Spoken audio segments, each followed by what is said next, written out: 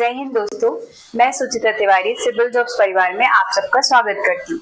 चलिए, हमारी current affairs की जो सीरीज चल रही है, हमारी जो जय हिंद सीरीज चल रही है, उसको हम आगे बढ़ाते हुए आज के करंट अफेयर्स के साथ कुछ मुख्य बिंदुओं पर चर्चा करते हैं। चलिए, हम देखेंगे जो कि हम रोज देखते हैं कि हम किन किन बिंदुओं पर चर्चा करने वाले हैं।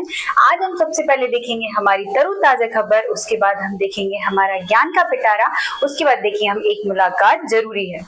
चलिए, तरोताजा क्या है? तरोताजा हमारे करंट अफेयर्स हैं। वहीं अगर हम बात करते हैं ज्ञान का पिटारा क्या है, तो ऐसे टॉपिक्स जो कि हमारे इम्पोर्टेंट है परीक्षा की दृष्टि से, या जो पहले करंट अफेयर्स हो चुका है उसके बारे में हम बात करते हैं, जिसमें हमारा अभी जो चल रहा है वो हमारा क्या चल रहा है? टॉपिक नियुक्तियां चल रहा है। ठीक है, उसी के बाद हम बात करते क्या है कि एक मुलाकात जरूरी। एक मुलाकात जरूरी क्या होता है? एक मुलाकात जरूरी है, लेकिन किसके साथ जरूरी है? करंट अफेयर्स के रिवीजन के साथ जरूरी है। ठीक है, तो एक मुलाकात जरूरी में हम क्या करते हैं? हम अपना रिवीजन सेक्शन करते हैं। चलिए बात करते हैं। सबसे पहले जो आज की न्यूज है उनके बारे में हम पढ़ लेते हैं। आज है देश की पहली ड्रोन सिटी अमरावती आंध्र प्रदेश राज्य में प्रस्तावित है। वहीं अगर हम दूसरा करंट देखते हैं, हाल ही में प्राबोव सुबियांतो इंडोनेशिया के नए राष्ट्रपति बने हैं। भारत और पाकिस्तान के करतारपुर कॉरिडोर समझौते को 2029 तक बढ़ाया गया है। भारत की अक्षय ऊर्जा वर्तमान में 200 गीगावाट हो चुकी है। वहीं अगला हमारा जो न्यूज है वो है दीपिका कुमारी ने 2024 में तीरंदाजी विश्व कप फाइनल में रजत पदक जीता। अगली न्यूज है भारतीय नौसेना द्वारा लॉन्च की गई चतुर्थ पनडुब्बी, जिसका नाम क्या है? अरिदमन है। ठीक है, वहीं हम बात करते हैं मध्य प्रदेश की दतिया जिले के सरकारी अस्पतालों में पिंक अलार्म की शुरुआत की गई। इन सारे टॉपिक्स को हम डिटेल में आगे पढ़ने वाले, इन सारे करेंट्स को हम आगे पढ़ने वाले हैं। चलिए, संघर्ष ही जीवन की उच्चतम शिक्षा होती है। इसका मतलब ये है, या इस कोटेशन का जो कि हमारे कलाम साहब जी का है, इसका मतलब ये है कि आपके बोलने से या लोगों के बोलने से कि ऐसा होता है ऐसा नहीं होता, उससे कोई फर्क नहीं पड़ता। जब आप संघर्ष करते हैं तो आपको उससे ही शिक्षा प्राप्त होती है कि क्या सही है क्या गलत। कुछ लोग बोलते हैं अरे डिप्टी कलेक्टर बनना आसान है, लेकिन ऐसा नहीं है। जब आप संघर्ष करते हैं, आप बार बार एग्जाम देते हैं, प्री मेंस इंटरव्यू में जो आपकी संघर्ष की कहानी होती है या आप जिन परिस्थितियों से जूझ रहे होते हैं, आप केवल उसी से शिक्षा प्राप्त करते हैं और उसी में आप आगे बढ़ते हैं और आपको सफलता प्राप्त होती है। चलिए, इसी कोटेशन के साथ और एक जुनून के साथ हम स्टार्ट करते हैं अपना करंट अफेयर्स। आज का जो हमारा पहला क्वेश्चन है वो है देश की पहली ड्रोन सिटी किस राज्य में प्रस्तावित है? तो जैसा कि हम आगे देख के आए हैं, अमरावती आंध्र प्रदेश में। ठीक है, तो हमारी ड्रोन सिटी जो है वो कहां पर प्रस्तावित है? अमरावती आंध्र प्रदेश में। यहाँ आंध्र प्रदेश के बारे में हम कुछ जानकारी देख लेते हैं पहले कि आंध्र प्रदेश जो है इसकी अभी तक 3 राजधानियां रह चुकी हैं। सबसे पहले इसकी राजधानी थी वो थी कुर्नूल। अगर वहीं हम दूसरी राजधानी बोले तो कौन थी इसकी? हैदराबाद थी। वहीं अगर हम 2024 में अभी देखते हैं तो इसकी राजधानी अमरावती बनाई गई है। वहीं अगर हम देखते हैं तो यहाँ पर गोदावरी और कृष्णा 2 प्रमुख नदियां हैं जो यहाँ से प्रभावित होती हैं। वहीं अगर हम अमरावती राज्य में देखते हैं तो नागार्जुन और श्रीशैलम बांध यहाँ पर अवस्थित है। चलिए आगे बात करते हैं कि जो आंध्र प्रदेश के अमरावती जिले में बनेगी भारत की पहली ड्रोन सिटी, आयोजन कहाँ किया गया है? ड्रोन समिट हुआ है अभी, तो इसका आयोजन कहाँ किया गया है? अमरावती आंध्र प्रदेश में किया गया है। यहाँ पर प्रमुख इवेंट देखे तो एक साथ 5500 ड्रोन का प्रदर्शन, एक साथ इतने ड्रोन की उड़ान भरने के साथ ही यह दुनिया का दूसरा सबसे बड़ा शो बन गया है। ठीक है, आगे बात करते हैं, ये है हमारा ड्रोन। ठीक है, आगे बात करते हैं इसके प्रमुख तथ्य की, तो ब्लू जे रिच ड्रोन जो है यहाँ पर प्रदर्शित किया गया, भारत में हाइड्रोजन से उड़ने वाला दुनिया का प्रथम और सबसे बड़ा ड्रोन है। इसके निर्माता कंपनी कौन है? ब्लू जे एरो है। चलिए आगे बात करते हैं, हमारा अगला क्वेश्चन है, हाल ही में प्रभु सुबियांतो को किस देश के नवीन राष्ट्रपति बनाया गया है? तो किस देश का राष्ट्रपति बनाया गया है? इनको बनाया गया है इंडोनेशिया का राष्ट्रपति बनाया गया है। चलिए कुछ जानकारी लेते हैं हम इंडोनेशिया के बारे में और आगे हमारे राष्ट्रपति जी के बारे में। ये देखिए, ये है हमारे राष्ट्रपति जो कि इंडोनेशिया के नए राष्ट्रपति कौन बने हैं? प्रभु सुबियांतो बने हुए हैं। सबसे बड़ा मंत्रिमंडल की इन्होंने घोषणा की है। इसमें टोटल 109 मेंबर है। वही हम बात देखते हैं तो इस मंत्रिमंडल का नाम क्या है? Red and white cabinet, Indonesia के ध्वज का प्रतीक है ये। ठीक है, फिर आगे हम देखते हैं कि इंडोनेशिया जो है वो दक्षिण पूर्व एशिया का एक देश है जिसकी राजधानी क्या है, नूर संतारा है, और कुल द्वीप कितने हैं, 17,508 है, 17,508 है। और वही हम बात करते हैं कि इंडोनेशिया जो है सबसे बड़ा द्वीप समूह है, ठीक है। यहाँ की मुद्रा क्या है, इंडोनेशियाई रुपया है। दुनिया का चौथा सबसे अधिक आबादी वाला, दुनिया का कौन सा सबसे अधिक आबादी वाला और दुनिया में सबसे बड़ी मुस्लिम आबादी वाला देश कौन सा है, हमारा इंडोनेशिया है, ठीक है। दुनिया का सबसे बड़ा बौद्ध विहार यहाँ पर स्थित है जिसका नाम क्या है, बोरोबुद्दुर, जो कि इंडोनेशिया में है। चलिए इसी के साथ हम अगली न्यूज देखते हैं। भारत और किस देश के बीच करतारपुर कॉरिडोर समझौते को 2029 तक बढ़ाया गया है? तो आप सबको पता है कि कहां पर है, पाकिस्तान में। हम इसके बारे में देख लेते हैं। इसमें ये बताया गया है कि एक कॉरिडोर बनाया गया है क्योंकि करतारपुर जो गुरुद्वारा है वो कहां पर है, हमारा पाकिस्तान में स्थित है। और यहाँ पर जो हमारे भारतीय हैं इनके जाने के लिए कॉरिडोर बनाया गया है जो कैसा होगा, वीजा फ्री होगा। तो ये पहले 2024 तक था और अब इसको बढ़ाकर क्या कर दिया गया है, 2029 तक के लिए 5 सालों के लिए वापस से बढ़ा दिया गया है। चलिए देखते हैं। भारत और पाकिस्तान की सरकारें श्री करतारपुर साहिब कॉरिडोर पर समझौते की वैधता को 24 अक्टूबर 2019 तक 5 साल के लिए बढ़ाने पर सहमत हुई, ठीक है। दोनों देशों के बीच हुए पिछला समझौता 24 अक्टूबर 2024 को समाप्त हो रहा था। आगे देखते हैं कि भारत और पाकिस्तान ने भारतीय तीर्थ यात्रियों को 5 साल के लिए पाकिस्तान में गुरुद्वारा दरबार साहिब करतारपुर की यात्रा की सुविधा प्रदान करने के लिए 2019 में एक समझौते पर हस्ताक्षर किए थे। इस समझौते के तहत दोनों देशों के बीच एक गलियारा स्थापित किया गया जिसके माध्यम से भारतीय श्रद्धालु पाकिस्तान में स्थित गुरुद्वारा श्री करतारपुर साहिब के दर्शन करेंगे और वापस देश लौटेंगे। चलिए आगे देखते हैं कि इस भारतीय तीर्थ यात्री बिना वीजा के करतारपुर कॉरिडोर के माध्यम से पाकिस्तान जा सकते हैं, लेकिन उन्हें पाकिस्तान सरकार को प्रति व्यक्ति कितना, $20 शुल्क देना होगा। ये है करतारपुर गुरुद्वारा। आगे बात करते हैं। अगला जो हमारा क्वेश्चन है, भारत की अक्षय ऊर्जा वर्तमान में कितनी हो चुकी है? तो 200 गीगावाट हो चुकी है। अक्षय ऊर्जा क्या होती है, रिन्यूएबल एनर्जी क्या होती है? ऐसी ऊर्जा जो कि पर्यावरण मित्र होती है या फिर हम जिसको क्या कर सकते हैं, रिन्यू कर सकते हैं या एक बार उपयोग करने के बाद दोबारा उपयोग किया जा सकता है और जो कि भविष्य में समाप्त नहीं होगी, ऐसी ऊर्जा को क्या कहते हैं, अक्षय ऊर्जा और या फिर रिन्यूएबल एनर्जी, ठीक है। इसी पर लगातार सरकार के द्वारा और लोगों के द्वारा क्या किया जा रहा है, काम किया जा रहा है। और अगर हम इसमें देखेंगे तो कौन कौन सी ऊर्जा आती है, हम देखेंगे हमारी पवन ऊर्जा, सौर ऊर्जा जैसी या भूतापीय ऊर्जा जैसी ऊर्जा इसमें सम्मिलित की गई है। इसको आप मेंस के पेपर जो हमारा एमपीपीएससी मेंस का जो ऊर्जा वाला सेक्शन है उसमें भी आप ऐड कर सकते हैं। चलिए ये देखिए, ये है आपकी सौर ऊर्जा, ये आपकी हो गई कौन सी, पवन ऊर्जा। तो ऐसे कैसे सौर ऊर्जा को यहाँ पर क्या हो रहा है, कलेक्ट कर रहे हैं। तो देखते हैं भारत की जो अक्षय ऊर्जा है वो 200 गीगावाट पहुंच गई है।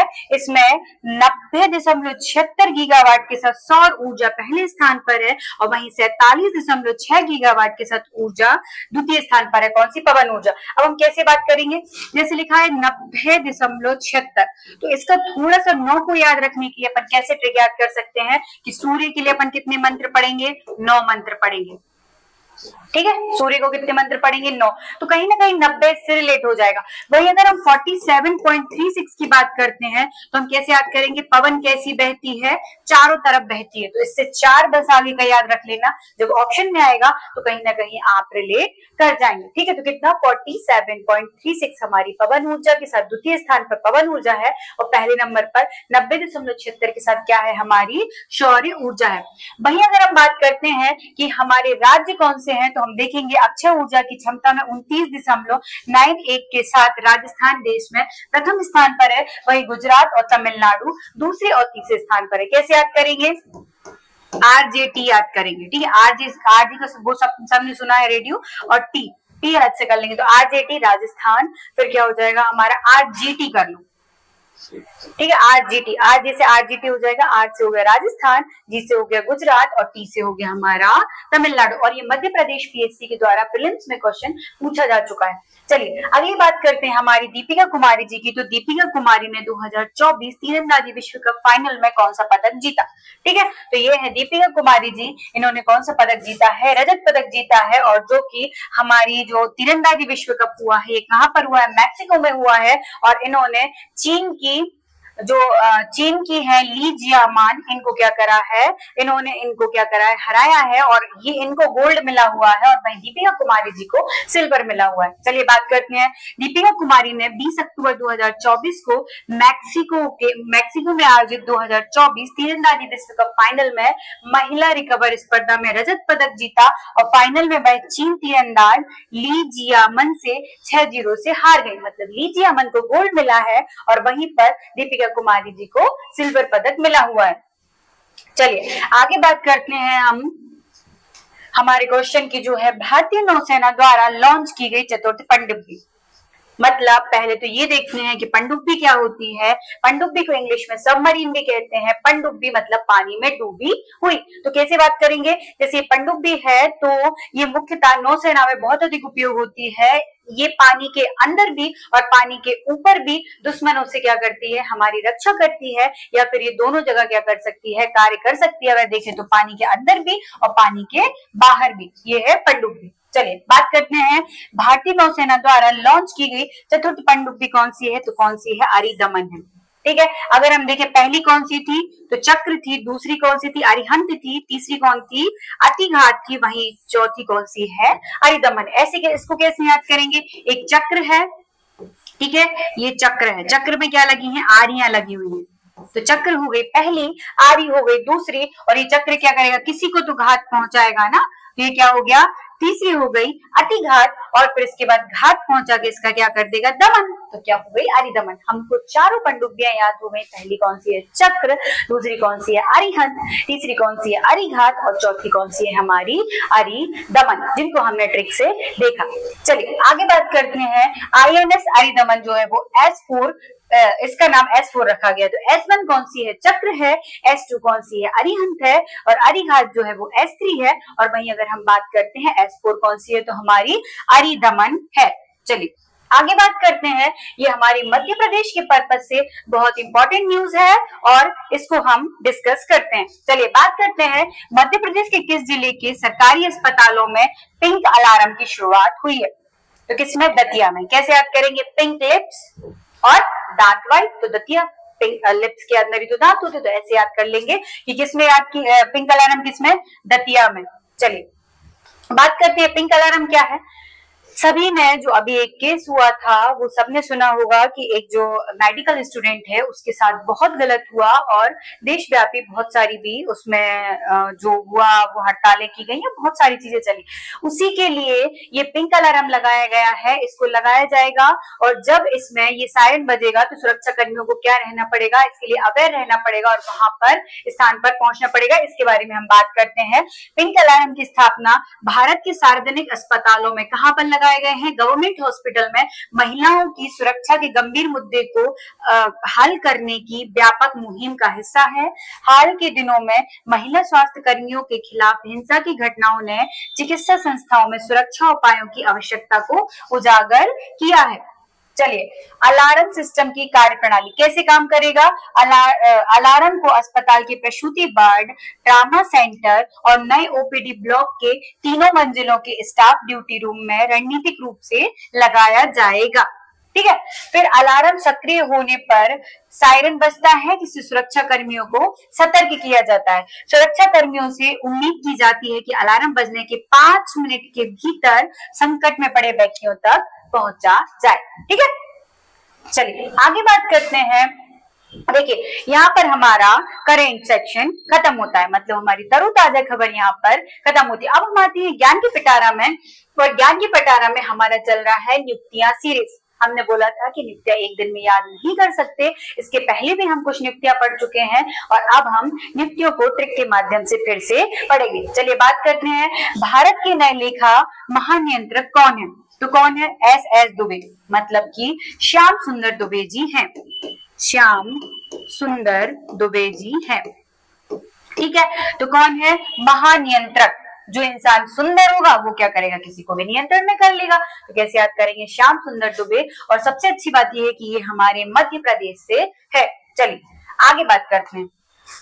भारतीय क्रिकेट कंट्रोल बोर्ड बीसीसीआई के नए अध्यक्ष कौन है? बीसीसीआई से अपन याद कर लेंगे बिन्नी, तो कौन है? रोजर बिन्नी।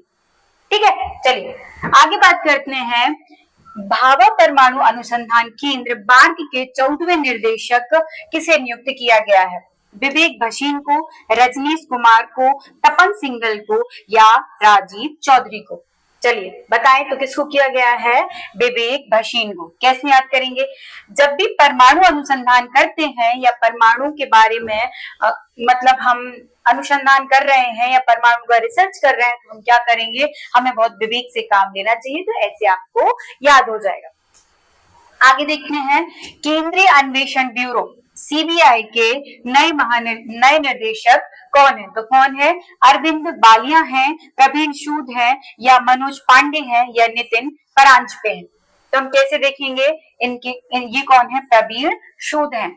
तो कैसे करेंगे? सीबीआई के साथ कोई भी हमें ऐसा काम नहीं करना है कि मतलब हम क्या हो, हमें प्रेरणा लेना है कि भाई सीबीआई ऐसा कोई गलत काम नहीं करना है कि सीबीआई की जांच आ जाए। तो हम क्या बोलेंगे? प्रवीण सूद जी हैं। चलिए आगे बात करते हैं। भारत के सॉलिसिटर जनरल कौन है? तो कौन है? तुषार मेहता जी हैं। ठीक है, आगे देखें तो नेशनल ग्रीन ट्रिब्यूनल के नए अध्यक्ष कौन बने हैं? एनजीटी की स्थापना कब की गई है? 2010 में की गई है। कौन बने हैं? शिव कुमार सिंह, आदर्श कुमार गोयल, आशीष जितेंद्र देसाई या जस्टिस प्रकाश श्रीवास्तव? तो कैसे याद करेंगे? कौन बने हैं? जस्टिस प्रकाश श्रीवास्तव बने हैं। अगर ग्रीन या पर्यावरण अच्छा होगा तो प्रकाश उतना अच्छा आएगा, है ना। प्रकाश कहीं ना कहीं पर्यावरण से रिलेट हो रहा है और यहाँ पर ग्रीन ट्रिब्यूनल है। ठीक है, ये ट्रिक है, जो सोचे कि प्रकाश और ये प्रकाश से अपन ने कनेक्ट किया हुआ है। चलिए आगे बात करते हैं। भारत के पहले दलित मुख्य सूचना आयुक्त कौन है? ठीक है, तो कौन है? अपन देखते हैं। हीरालाल समारिया जी हैं, राधा कृष्ण माथुर जी हैं या सत्यानंद मिश्र हैं या वजाहत हबीबुल्ला है? तो कौन है? हीरालाल समारिया है। दलितों को हरिजन कहा था ना, किसने? गांधी जी ने हरिजन बोला था। तो ऐसे याद कर लेंगे, हरिजन से हीरालाल, मतलब उनको हीरे की तरह बोला था, ऐसे देख कर लेंगे। तो कौन होगा? हीरालाल हमारे समारिया जी होंगे। चलिए आगे बात करते हैं। भारतीय वाणिज्य एवं उद्योग महासंघ फिक्की के नए अध्यक्ष कौन नियुक्त हुए हैं? आमिर सुबहानी या फिर अनीस शाह या फिर संजीव मेहता या फिर संजय कुमार सिंह? ठीक है, तो कौन नियुक्त हुए हैं? अनीस शाह जी हुए हैं। ठीक है, अनीस शाह जी किसके? फिक्की के। अब बात करते हैं। केंद्र सरकार ने 16वें वित्त आयोग का अध्यक्ष किससे नियुक्त किया है? तो किसको किया है? BVR सुब्रमण्यम को या डॉक्टर अरविंद पनगड़िया को या हीरालाल समारिया को या राजीव कुमार को? तो हम देखेंगे डॉक्टर अरविंद पनगड़िया जी को वित्त आयोग के अध्यक्ष नियुक्त किया गया है। तो कैसे याद करेंगे? पानी की तरह क्या बहता है? वित्त बहता है। तो ऐसे आपको याद हो जाएगा। आगे बात करते हैं। संयुक्त राष्ट्र में भारत के स्थायी प्रतिनिधि कौन है? अमित क्षत्रिय हैं, अरिदमन बागची है, रुचिरा कंबोज है या गीता गोपीनाथ है? तो कौन है? अरिदम बागची है। ठीक है, अगर यूएनओ होगा तो क्या होगा? सब जगह बाघ खिल जाएंगे, है ना। और अगर कुछ गलत हुआ तो ये क्या करेगा? दम से सबकी पिटाई भी करेगा। तो थोड़ा थोड़ा ऐसे आपको याद हो जाएगा। चलिए अब हम अगर देखें तो हमारे एक मुलाकात जरूरी में हम क्या करते हैं? हम इसमें रिवीजन सेक्शन करते हैं, जो मैंने आपको पहले भी बताया कि एक मुलाकात जरूरी है, लेकिन किसके साथ? करंट अफेयर्स के साथ। अगर आपका रिवीजन नहीं होता है तो फिर कोई मतलब नहीं है पढ़ने को, क्योंकि रिवीजन करेंगे तभी हमें चीजें याद रहेंगी, वरना हमें चीजें याद नहीं रहेंगी। तो आज एक मुलाकात में क्या है? हमारा नोबेल पुरस्कार से रिलेटेड जो हमने ट्रिक याद की थी उनको हम रिवाइज करने वाले हैं। चलिए बात करते हैं सबसे पहले नोबेल पुरस्कार के इतिहास की, तो हम देखेंगे कि सबसे पहले रविन्द्रनाथ टैगोर जी को, जिनका नाम कहीं कहीं रविन्द्रनाथ ठाकुर भी मिलता है, क्योंकि ये ठाकुर परिवार से थे और अंग्रेजों ने ठाकुर को टैगोर टैगोर करके टैगोर में कन्वर्ट कर दिया। ठीक है, तो इनका कहीं नाम रविन्द्रनाथ ठाकुर मिलता है और कहीं कहीं रविन्द्रनाथ टैगोर भी, मेनली तो रविन्द्रनाथ टैगोर ही है, लेकिन कहीं कहीं रविन्द्रनाथ ठाकुर भी नाम मिलता है। ठीक है, चलिए, तो इनको साहित्य का नोबेल प्राइज 1913 में मिला। वहीं अगर हम सीवी रमन जी को देखते हैं तो भौतिक विज्ञान का 1930 में मिला। वहीं अगर हम हरगोविंद खुराना को देखते हैं तो चिकित्सा में इनको 1968 में दिया गया। वहीं अगर हम मदर टेरेसा जी को देखते हैं तो शांति का नोबेल प्राइज 1979 में दिया गया।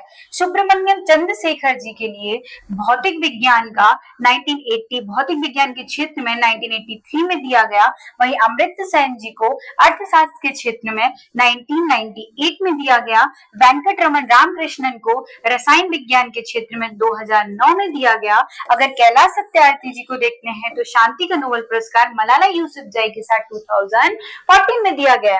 अगर हम अभिजीत बनर्जी की बात करते हैं तो इनको अर्थशास्त्र के क्षेत्र में 2019 में नोबेल प्राइज दिया गया था। हमने इसको एक ट्रिक बनाई थी और उस ट्रिक के माध्यम से याद किया था, आपको फिर से वो ट्रिक बना देते हैं। ये लगभग 10 भारतीय हैं, उनको हमने याद किया हुआ था, जो हमारी नोबेल पुरस्कार वाली जो वीडियो है उसमें डिस्कस किया था। यहाँ पर हम फिर से डिस्कस करते हैं। देखिए, एक रविंद्र नाम का लड़का है, ठीक है, और दूसरा हमारा रमन नाम का लड़का है। ये दोनों क्या करते हैं, हरगोविंद की माता से मिलने के लिए कहाँ जाते हैं, चांद पर जाते हैं। किससे मिलने, हरगोविंद की माता से मिलने कहाँ जाते हैं, चांद पे जाते हैं। और ये वहां पर क्या करते हैं, अमृत पीते हैं। ठीक है, अब ये अमृत पियेंगे और इनको ज्ञान की प्राप्ति होगी और इनको लगेगा नहीं यार, कैलाश पर्वत पर चलते हैं अपन। और जब ये कैलाश पर्वत पे जाएंगे तो यहाँ पर इनको कौन मिलेंगे, राधा और कृष्ण मिलेंगे। मतलब कि राधा कृष्ण या राम कृष्ण के देख लो, इनको कौन मिलेंगे, यहाँ पर राम कृष्ण मिलेंगे और इस तरह से इनकी क्या हो जाएगी, जीत हो जाएगी। फिर से बताऊं, क्या हो जाएगी, जीत हो जाएगी। फिर से बताया, रविंद्र और रमन दो दोस्त हैं। ये दोनों क्या बोलते हैं कि हमारा एक फ्रेंड है हरगोविंद, अपन इसकी माँ से मिलने चलते हैं। तो कहाँ चलते हैं, चांद पे रहती है उसकी माँ। तो चांद से मिलने का उसकी माँ के पास, तो माँ ने क्या करा, अमृत पिला दिया।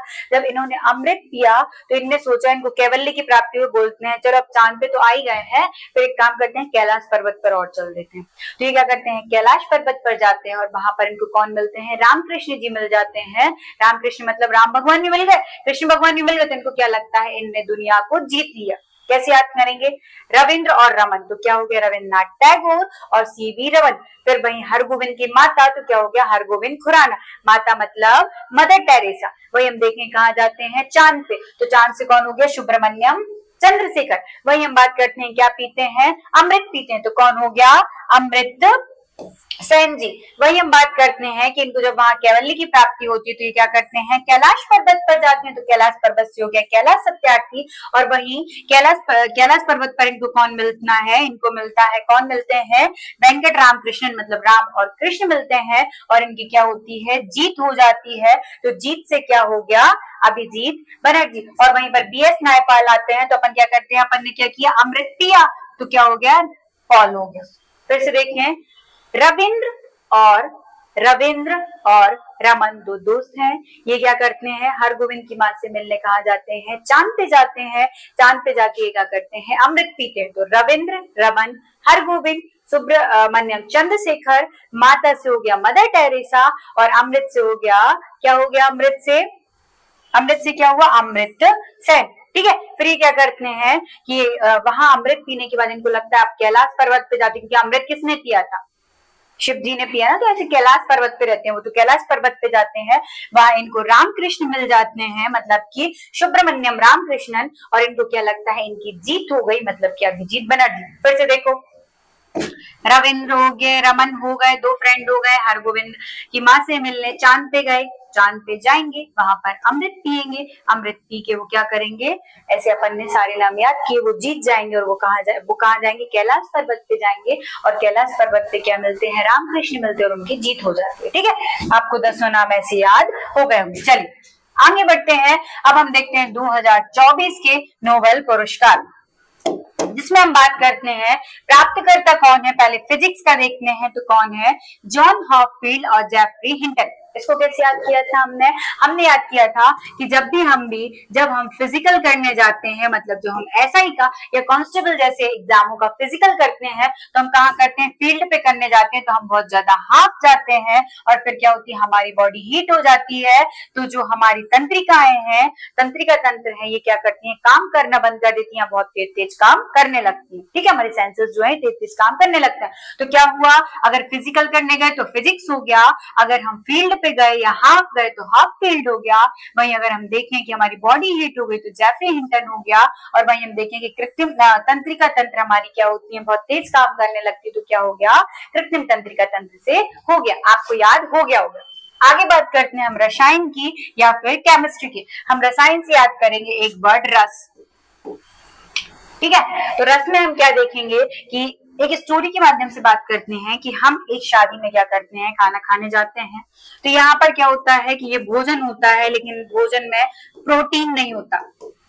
प्रोटीन ना होके क्या होता है, इसमें रसायन होते हैं बहुत ज्यादा। ठीक है, जब रसायन होते हैं तो ये खाना क्या होता है, बेकार हो जाता है।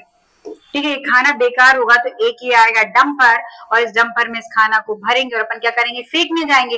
फिर जो हमारी शादी में लोग होंगे ना, वो बहुत हंसेंगे। क्यों हंसेंगे, इसलिए हंसेंगे कि भाई ये देखो इनके शादी में खाना खाने आए थे, मैं तो पूरा डंपर भर के खाना फेंक दिया। ऐसे हमने याद किया। तो कैसे याद होगा, प्रोटीन युक्त खाना नहीं था, मतलब कि क्या हो गया, कंप्यूटेशनल प्रोटीन डिजाइन के लिए मिला है या फिर प्रोटीन संरचना के लिए मिला है। अगर हम बात करें कि रसायन, उसमें क्या था, रसायन युक्त खाना था तो रसायन हो गया। अगर हमने देखा खाना बेकार हो गया तो डेविड बेकर हो गया। ठीक है, हमने डंपर में फेंका तो जॉन जंपर हो गए। वही हम देखेंगे सब लोग हंसेंगे तो क्या हो गया, डैमेज हसाबी हो गया। आपको सारी चीजें यहाँ पर याद हो गई होंगी। चलिए आगे बात करते हैं। आगे है हमारा मेडिसिन का। अब मेडिसिन में हम क्या करेंगे, अगर माइक्रो आरएनए, क्या माइक्रो आरएनए या फिर हमारे जो जीन है, जीन में अगर परिवर्तन होता है तो क्या होता है, जीन परिवर्तन याद करेंगे यहाँ पर विनिमय है, लेकिन अपन देखेंगे अगर जीन में परिवर्तन होता है तो हमारी सांसें क्या होती है, रुक रुक के चलने लगती है। और जब सांसें रुक रुक के चलेंगी तो हम क्या करेंगे, एम्बुलेंस बुलाएंगे। सांसें रुकेंगी तो अपन एम्बुलेंस बुलाएंगे। और ये सारी कहानी किससे रिलेटेड है, ये है मेडिकल से रिलेटेड। तो देखो हमारे अंदर क्या होंगे, हमारे जीन परिवर्तन होंगे या माइक्रो पार्टिकल्स में चेंज होगा तो हम क्या करेंगे, हमारी सांसें रुक जाएंगी और हम किसको बुलाएंगे, एम्बुलेंस को बुलाएंगे। तो क्या हो गया, विक्टर एम्ब्रोस और क्या होगा, गैरी रुक्कून। याद हो गया होगा। चलो आगे बात करते हैं साहित्य का नोबेल प्राइज।